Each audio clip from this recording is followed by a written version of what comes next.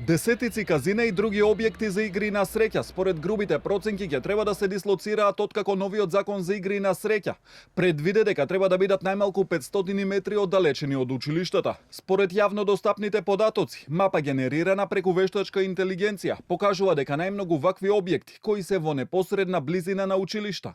На територијата на градот Скопје има во населбите Центар, Карпош, Аеродром и Киселавода. Законот појаснува дека оддалеченоста ќе се пресметува како најкраткиот безбеден пат од основните или средните училишта до влезот на просторијата во која се приредуваат игрите на среќа.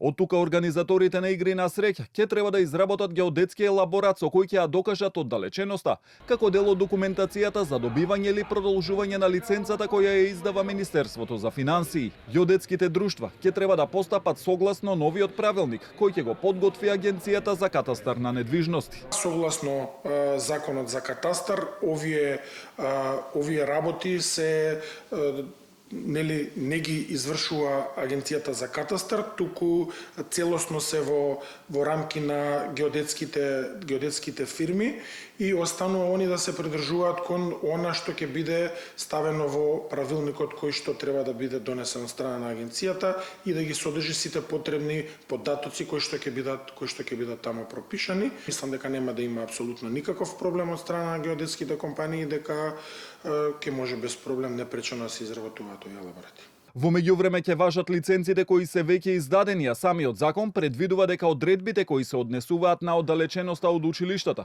ќе почнат да се применуваат од 1 јануари 2028 година, што значи дека организаторите на игри на среќа ќе имаат скоро година и пол да се прилагодат.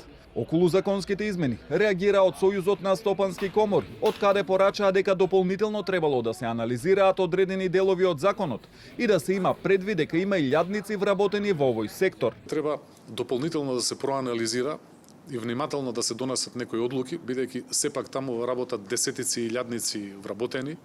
Тоа е значаен чинител и полнач со данок на државниот буџет. И потребно е подсуштински да се видат некои работи и како тоа ќе функционира.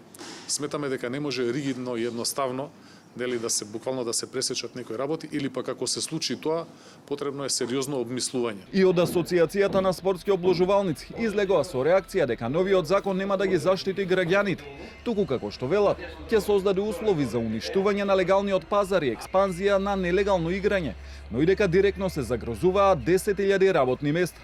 Најавија и дека ќе го оспорат пред Уставниот суд.